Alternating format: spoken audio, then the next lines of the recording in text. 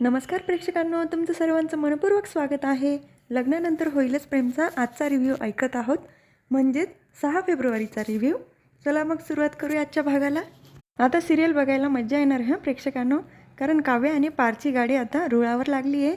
तर एकही scene miss करू नका, शेवटपर्यंत पूर्ण एपिसोड बघा. नंदिनीचे बाबा तिच्या रूममध्ये येतात आणि नंदिनी करतात. तेव्हा नंदिनीची आई म्हणतात, तुमच्या कामानिमित्त नंदिनी तिच्या मित्राकडे गेलेली आहे, घरात नाही आहे. तर त्यांना समोर किंवा नंदिनीचे फोटो दिसतात, जे गुड्डूने दिले होते ते. त्यानंतर ते फोटोजवळ येतात आणि नंदिनीच्या आईंना म्हणतात, एक पिशवी आण, हे सगळा कचरा मी बाहेर फेकतो. नंदिनीची आई काही आणत नाही. नंतर ते स्वतःच पिशवी घ्यायला जातात. तेव्हा नंदिनीची आई म्हणतात, नंदिनीला हे आवडणार नाही.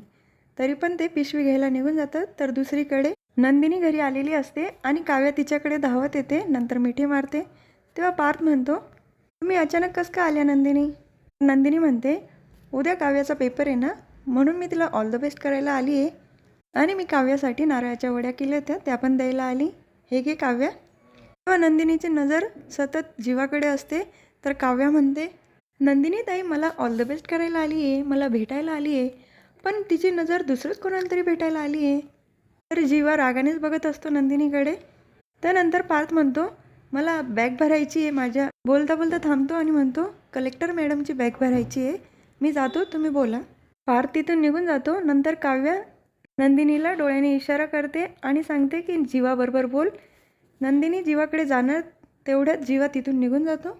नंदिनीचे डोळे लगेच भरून येतात. तेव्हा काव्या म्हणते, जीवा खूप दुखावला आहे ग ताई, तू पण बाबांचं ऐकत बसली आणि स्वतःच्या माणसाला दूर केला. बरं जाऊ दे, जे झालं ते. पण मग आता आपण पण देशमुखांच्या सुना आहोत आणि आपल्यापेक्षा जास्त कोणाला माहिती असणार आहे देशमुखांच्या मुलांना कसं मनवायचं ते. बोल, टेन्शन घेऊ नको, आलेच मी. काव्या तिथून निघून जाते. तर दुसरीकडे नंदिनीचे बाबा पिशवी घेऊन आलेले असतात. तेव्हा नंदिनीची आई म्हणतात, खबरदार, एक जरी वस्तीतून हलवली तर. नंदिनीचे बाबा म्हणतात, हा कचरा मध्ये आणलाच कोणी आणि नंदिनीने तो बाहेर फेकला का नाही? तेव्हा नंदिनीची आई म्हणतात, तो गुड्डूने दिला आहे, जीवा त्याच्याकडे ठेवून गेले होते. आणि तुम्हाला अजून पण नाही समजत आहे का नंदिनीने बाहेर का नाही फेकलं म्हणून? तर ती आता मोहिते राहिली नाही, ती आता देशमुख झाली, हे तुम्हाला कळत का नाही? तर दुसरीकडे नंदिनी देवासमोर हात जोडून उभी असते आणि मालिनी काकू जिन्यातनं खाली येतात. तेव्हा त्यांना समोर नंदिनी दिसते. त्या खूपच खुश होता. नंदिनी देवाजवळ प्रार्थना करत असते, जीवा आणि माझ्यामधला अबोला दूर होऊ दे. तेवढ्यात तिथे मालिनी काकू येतात आणि त्या म्हणतात, देव ऐकतो बरं का सगळं. तर नंदिनी मागे वळून बघते आणि त्यांना लगेच मिठी मारते. तेव्हा मालिनी काकू म्हणतात, मला माहिती होतं नंदिनी, तू नक्की येणार. जीवा घरी आला म्हणजे तू तुझ्या माहेरी जास्त दिवस राहणार नाही, तू पण घरी नक्की येणार. तेव्हा नंदिनी म्हणते, आई कशा आहात तुम्ही?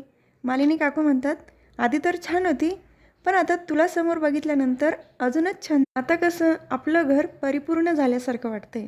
विक्रम पण घरी आले, जीवा पण घरी आला आणि जीवानंतर तू पण. आणि तू जीवाबरोबर घरी आली असती तर आम्हा सर्वांना खूप आवडलं असतं. पण असं काय झालं नंदिनी की तुझी पावलं आपल्या घरी येण्यासाठी अडखळली? काय चुकलं एवढं जीवाचं? गेली 21 दिवस प्रत्येक गोष्ट केली ना तुझ्यासाठी जीवाने. अगं सॉरी हा नंदिनी, मी पण काय बोलत बसली, आल्या आल्या तुझ्या प्रश्नच चालू केले. अगं तू बस ना, पाणी वगैरे घे. तुझं सामान कुठे? सामान आत ठेवूया आपण. इकडे तिकडे बघतात पण सामान काही दिसत नाही. तेव्हा त्या म्हणतात, तू म्हणजे कायमची नाही आली का? तू सहज भेटायला आली आहे.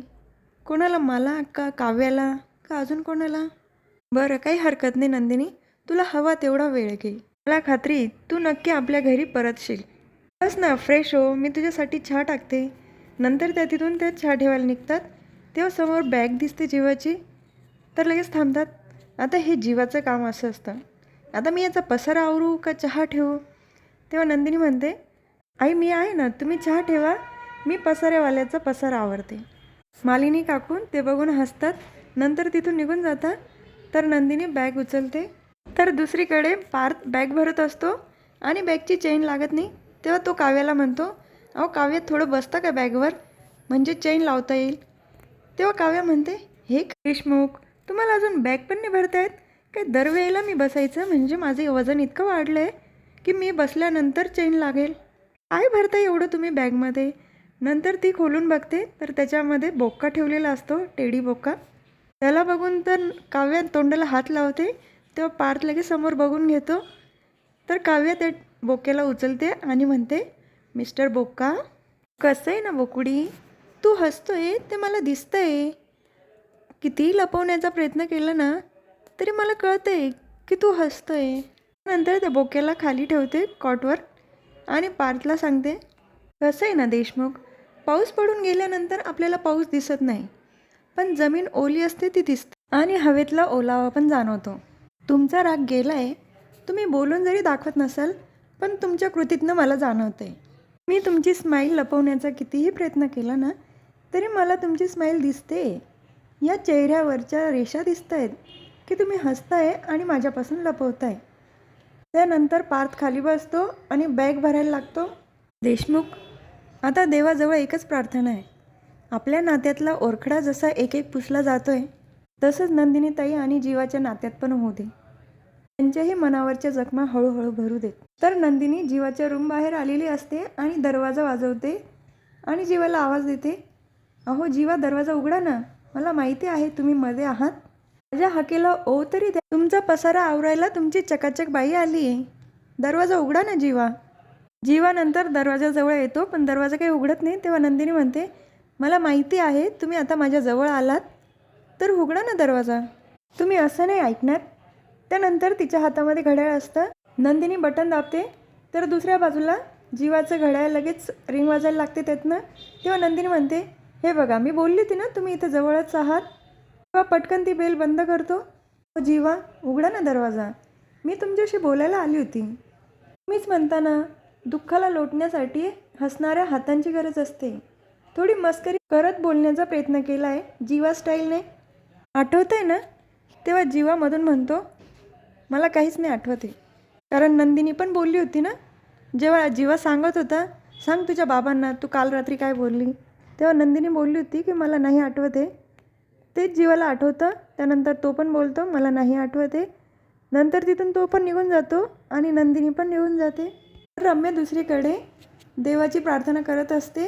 फोनमध्ये गणपतीचा फोटो असतो आणि त्याच्यासमोर हात जोडून उभी असते. साखरेचा नैवेद्य पण ठेवलेला असतो. तेव्हा तिथे वसू आत्या येतात आणि त्या म्हणतात, अगं रम्या, काय आहे, तू काय त्या काव्यासाठी प्रार्थना करते देवाकडे, तिचे मेन्स क्लिअर झाले पाहिजे म्हणून. तेव्हा रम्या म्हणते, काय बोलते आहे तू, ती माझ्या पार्थला घेऊन चालली आहे ना तिच्यासोबत. तर मी देवाकडे प्रार्थना करत होती की तिचं वाटोळं होऊ दे. त्यानंतर वसू आत्या पण हात जोडतात आणि म्हणतात, देवा, माझी रम्या जे म्हणते तिची इच्छा पूर्ण होऊ दे. तर दुसरीकडे काव्या निघालेली असते पुण्याला जाण्यासाठी. तेव्हा मालिनी काकू, विक्रम काका, नंदिनी सगळेच असतात तिथे. काव्या म्हणते, आई बाबा नमस्कार करते, तुमचे आशीर्वाद द्या. तेव्हा लगेच विक्रम काका म्हणतात, अगं तो कुठे, तुला एकटीलाच आशीर्वाद देऊ का, त्याला पण पाहिजे ना आशीर्वाद. काव्या म्हणते, ते केव्हाच गेले माझी बॅग घेऊन, गाडीमध्ये ठेवली असेल. मालिनी काकू म्हणतात, येताना फिरत फिरत या, आमच्यासाठी काही चिक्की वगैरे घेऊन या. विक्रम काका म्हणतात, अगं त्याचं आणि त्याच्या चिक्कीचं काहीतरी मिटू दे, जरा सॉल्व होऊ दे. तेव्हा काव्या म्हणते, बाबा ते सॉल्व झालं आहे केव्हाच. नंतर काव्या नंदिनीच्या पण पाया पडते, पण ते म्हणते, अगं माझ्या कशाला पाया पडते, माझे आशीर्वाद नेहमी तुझ्याबरोबर आहे. बाप्पाच्या पाया पडली ना. तेव्हा काव्या म्हणते, अगं हो बाप्पाच्या पाया पडली, पण मग ते थोडी पेपर लिहायला येणार आहे, मलाच लिहावं लागणार आहे. तेव्हा मालिनी काकू म्हणतात, या गोष्टी कॉपी करणाऱ्यांनी म्हणायचे असतात. आता तुझा तर अभ्यास झालेला आहे ना, मग कशाला टेन्शन घेते. नंदिनी सारखं सारखं वरती बघत असते. तेव्हा काव्या म्हणते, मी गेली होती त्याच्याकडे, पण त्यांनी मला आतूनच ऑल द बेस्ट केलं, दरवाजा नाही उघडला त्याने. ते ताई, होईल सगळं ठीक. मी जरी तिकडे माझी परीक्षा द्यायला चालली आहे, पण तुला पण इथे एक परीक्षा द्यायची आहे आणि मला खात्री आहे की तू या परीक्षेमध्ये नक्की पास होशील. तेव्हा विक्रम काका म्हणतात, हो तर नंदिनी थोडी कॉपी करणाऱ्यांमधली आहे, तीसुद्धा या परीक्षेमध्ये नक्की पास होणार. त्यानंतर काव्या निघणार तितक्यात मालिनी काकू म्हणतात, अगं दही साखर घे. काव्या दही साखर घेते आणि नंदिनीला म्हणते, ताई टेन्शन घेऊ नको, सगळं व्यवस्थित होईल. तेव्हा नंदिनी पण तिला म्हणते, तू छान पेपर लिही आणि सुखरूप जा. विक्रम काका म्हणतात, आणि तू इथलं टेन्शन घेऊ नको, तू तिकडून येईपर्यंत इथलं मॅटर पण सॉल्व झालेलं असेल. हा भाग इथेच संपतो. पुढील भागात बघायला मिळतं की काव्या नंदिनीला विचारत असते, तू इथे आल्यापासून जीवाला आणि मला एकत्र बघते, तर तुझ्या मनामध्ये 16 डिसेंबरचा काय तो दिवस आला. तर दुसरीकडे गाडी घेऊन येतो आणि तिथे काव्या त्याची वाट बघत असते. अहो पार्थ, हे काय? तुम्ही मला सेंटरला सोडवायला यावं एवढी छोटी इच्छा होती माझी. तुम्ही तर फारच मनावर घेतलं. कारण पार्थ एकदम स्टाईलमध्ये आलेला असतो, गाडी वगैरे एकदम टकाटक असते. तर दुसरीकडे जीवा रम्याला बोलत असतो, पार्थ दादा काव्याला सोडायला गेला आहे म्हणून तुझी चिडचिड होते ना. तेव्हा रम्या म्हणते, मी तुला काही बोलली का? तर जीवा म्हणतो, नंदिनीला बोलली ना. पण बघून नंदिनीला पण छान वाटतं की जीवाच्या मनामध्ये तिच्यासाठी सॉफ्ट कॉर्नर अजून पण आहे. तर हा भाग इथेच संपतो. उद्या पुन्हा भेटूया लग्नानंतर होईलच प्रेमच्या पुढच्या रिव्ह्यूमध्ये. तुम्हाला माझा आजचा रिव्ह्यू आवडला असेल तर माझ्या व्हिडिओला लाईक करा, शेअर करा, सबस्क्राईब करा, बेल आयकॉन दाबायला विसरू नका. Tata bye bye and take care.